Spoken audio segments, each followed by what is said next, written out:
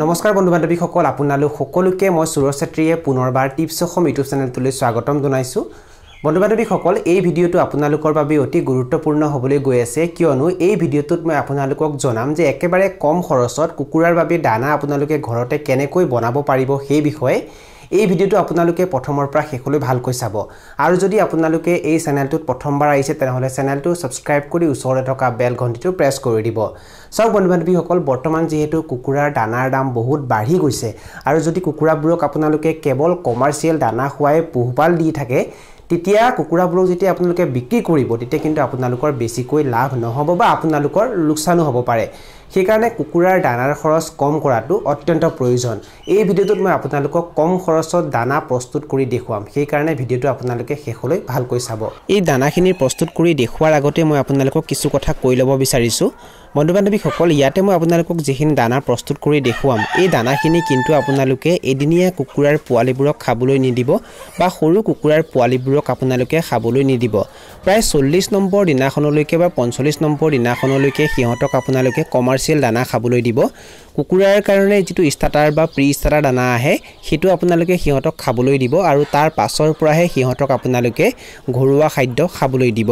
চাওক যদি আপোনালোকে প্ৰথম অৱস্থাৰ পৰাই মানে একেবাৰে সৰু অৱস্থাৰ পৰাই যদি কুকুৰাৰ পোৱালিবোৰক ঘৰুৱা খাদ্য খাবলৈ দিয়ে তেতিয়া সিহঁতৰ ডাইজেশনৰ সমস্যা হয় আৰু ডাইজেশনৰ সমস্যা হলে সিহঁতে দানা পানী খোৱা কম কৰি দিয়ে বা দানা পানী খোৱা বন্ধ কৰি দিয়ে আৰু অৱশেষত সিহঁতৰ মৃত্যু হয় সেই কাৰণে এই ভুলটো আপোনালোকে কেতিয়াও নকৰিব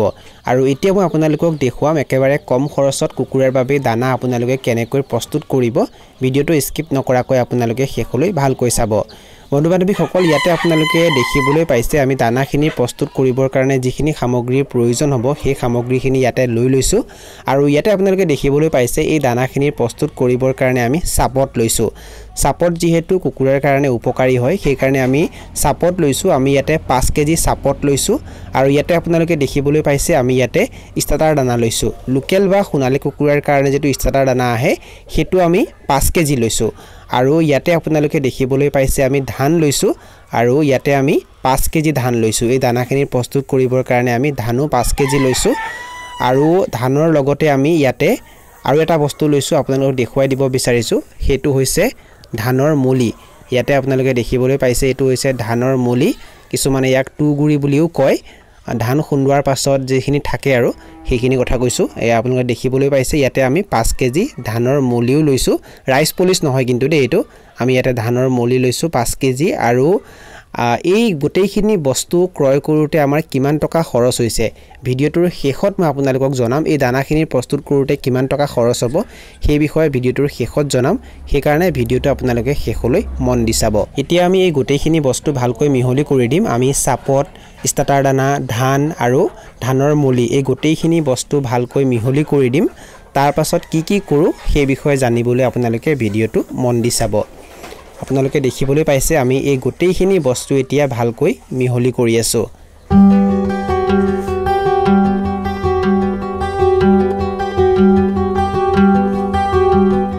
আমি এই গোটেই বস্তুখিনি ভালকৈ মিহলি কৰি দিলো আৰু এতিয়া এই মিহলি কৰা বস্তুখিনি আমি এটা বালটিঙত লৈ লম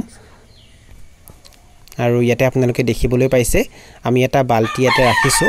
আৰু এই বস্তুখিনি এতিয়া আমি এই বালটিঙত ভৰাই দিছো আমি এই গোটেই সামগ্ৰীখিনি এবাৰতে এই বালটিত লব পৰা নাই বালটিটো অলপমান সৰু হৈছে আমি অলপকৈ ইয়াতে মিহলি কৰিম এইখিনি ইয়াতে থাকি গৈছে আমি এই দানাখিনি কুকুৰাবোৰক দিয়াৰ পাছত আমি এই দানাখিনি বালটিত ভালকৈ মিহলি কৰিম এতিয়া যেহেতু আমি এই সামগ্ৰীখিনি এই বালটিটোত ভৰাই দিছো আৰু এতিয়া আমি ইয়াতে অলপমান ভিটামিন মিহলি কৰি দিম আমি ইয়াতে মাল্টি ষ্টাৰ ভিটামিন মিহলি কৰি দিছো ডাঙৰ কুকুৰাবোৰক যেটো ভিটামিন দিয়া হয় মাল্টি ষ্টাৰ হেতু আমি ইয়াতে অলপমান মিহলি কৰি দিছো আপোনালোকে ভিমাৰেলো দিব পাৰে মাল্টি ষ্টাৰো দিব পাৰে বা আপোনালোকে ইচ্ছা কৰিলে ভিটামিন নিদিবও পাৰে আমি ইয়াতে অলপমান ভিটামিন দিছো এটো মাল্টি ষ্টাৰ ভিটামিন হয় আৰু এতিয়া আমি ইয়াতে অলপমান পানী মিহলি কৰি দিম পানী আপোনালোকে বেছিকৈ নলব পানী যদি আপোনালোকে বেছিকৈ লয় তেতিয়া দানাখিনি পনিয়া হৈ যাব আৰু কুকুৰাবোৰে ভালকৈ খাবলৈ নিবিচাৰিব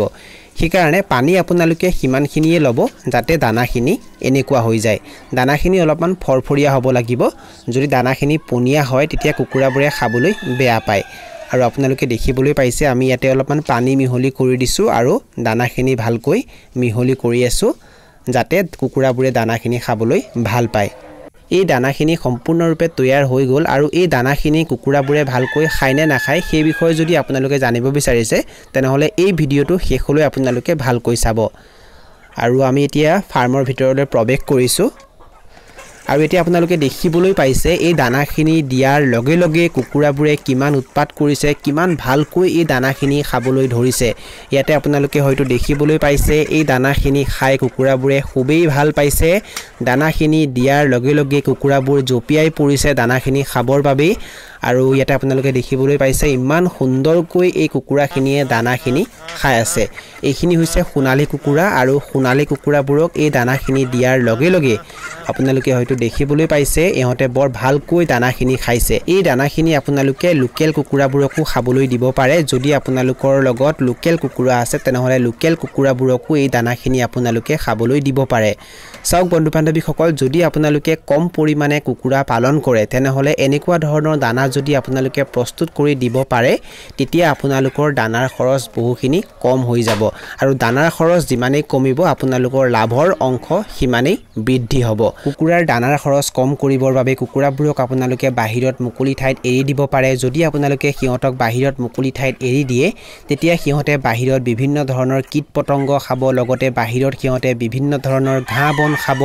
আৰু ইয়াৰ উপৰিও কুকুৰাবোৰৰ দানাৰ খৰচ কম কৰিবৰ কাৰণে কুকুৰাবোৰক আপোনালোকে সেউজীয়া শাক-পাচলিৰ অংশ বা সেউজীয়া ঘাঁহ বনো খাবলৈ দিব পাৰে সজিনা গছৰ পাত খাবলৈ দিব পাৰে কল পাত খাবলৈ দিব পাৰে কবিৰ পাত খাবলৈ দিব পাৰে মূলাৰ পাত খাবলৈ দিব পাৰে নেপিয়েৰ ঘাঁহ খাবলৈ দিব পাৰে অমিতা গছৰ পাত খাবলৈ দিব পাৰে অমিতা খাবলৈ দিব পাৰে আপোনালোকৰ ঘৰত যদি পেলনীয়া খাদ্য থাকে তেনেহলে সেইবোৰ খাবলৈ দিব পাৰে আপোনালোকৰ ঘৰৰ ধান চাউল মাকৈ ইত্যাদি খাবলৈ দিব পাৰে নাইবা আপোনালোকৰ ঘৰৰ ওচৰত যদি বিয়া সভা বা সকাম থাকে তেনেহলে তাত যিবোৰ পেলনীয়া খাদ্য থাকে সেইবোৰ আপোনালোকে কুকুৰাবোৰক খাবলৈ দিব পাৰে আৰু এনেকৈ যদি কুকুৰা পালন কৰে তেতিয়া আপোনালোকে কম খৰচত কুকুৰাবোৰক বিক্ৰীৰ উপযুক্ত কৰিব পাৰিব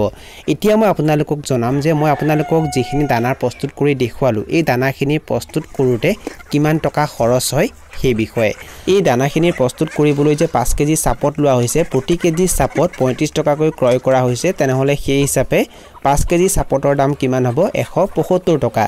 এই দানাখিনি প্ৰস্তুত কৰিবলৈ 5 কেজি ষ্টাৰ্টাৰ দানা লোৱা হৈছে লোকেল কুকুৰাৰ কাৰণে যদি ষ্টাৰ্টাৰ দানা আহে হেতু 5 কেজি লোৱা হৈছে আৰু প্ৰতি কেজি ষ্টাৰ্টাৰ দানা 40 টকাকৈ ক্ৰয় কৰা হৈছে তেনেহলে সেই হিচাপে 5 কেজি ষ্টাৰ্টাৰ দানাৰ দাম কিমান হ'ব 200 টকা এই দানাখিনি প্ৰস্তুত কৰিবৰ বাবে 5 কেজি ধানো লোৱা হৈছে আৰু আমাৰ ফালে এমন ধানৰ দাম বৰ্তমান 760 টকা আছে আৰু যদি এমন ধানৰ দাম 760 টকা হয় তেনেহলে সেই হিচাপে 1 কেজি ধানৰ দাম কিমান হ'ব 19 টকা আৰু যদি 1 কেজি ধানৰ দাম 19 টকা হয় তেনেহলে সেই হিচাপে 5 কেজি ধানৰ দাম কিমান হ'ব 95 টকা এই দানাখিনি প্ৰস্তুত কৰিবলৈ আমি ধানৰ মলিও লৈছো এই ধানৰ মলিখিনি আমাৰ ঘৰৰে হয় আমি 5 কেজি ধানৰ মলি ঘৰৰ পৰাই লৈছো যদি আপোনালোকে ধানৰ মলি ক্ৰয় কৰে তেনেহলে প্ৰতি কেজি ধানৰ মলিৰ দাম প্ৰায় 8 টকাৰ পৰা 10 টকা পৰ্যন্ত হ'ব পাৰে আমি 10 টকা কৈ হিচাপ যদি কৰো তেনেহলে সেই হিচাপে 5 কেজি ধানৰ মলিৰ দাম কিমান হ'ব 50 টকা এতিয়া সৰ্বমুঠ কৰো কিমান হয় 5 কেজি চাপতৰ দাম হ'ব 175 টকা 5 কেজি ষ্টাৰ্টাৰ দানাৰ দাম হ'ব 200 টকা 5 কেজি ধানৰ দাম হ'ব 95 টকা আৰু 5 কেজি ধানৰ মলিৰ দাম হ'ব 50 টকা সৰ্বমুঠ কিমান হয় 520 টকা মানে এই 20 কেজি দানা প্ৰস্তুত কৰোতে আমাৰ কিমান টকা খৰচ হৈছে 520 টকা এই 20 কেজি দানা প্ৰস্তুত কৰোতে আমাৰ 520 টকা খৰচ হৈছে যদি 20 কেজি দানা প্ৰস্তুত কৰোতে 520 টকা খৰচ হয় তেনেহলে 1 কেজি দানা প্ৰস্তুত কৰোতে কিমান টকা খৰচ হ'ব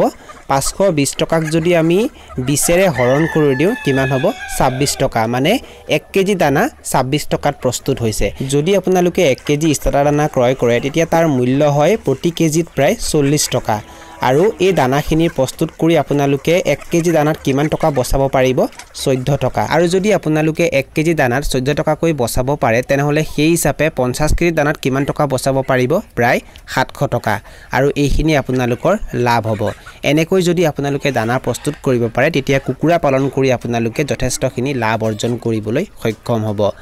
বন্ধু বান্ধৱীসকল এইখিনি আছিল কিছু তথ্য মই আপোনালোকক জনালো আৰু যদি আপোনালোকে ভিডিঅটো চাই ভাল পালে আৰু ভিডিঅটোৰ জৰিয়তে কিবা এটা শিকিব পাৰিছো বুলি ভাবে তেনেহলে অনুগ্ৰহ কৰি ভিডিঅটো লাইক কৰি দিব আৰু যিমান পাৰে ভিডিঅটো নিজৰ বন্ধু বৰ্গৰ মাজত আৰু পৰিয়াল বৰ্গৰ মাজত শ্বেয়াৰ কৰি দিব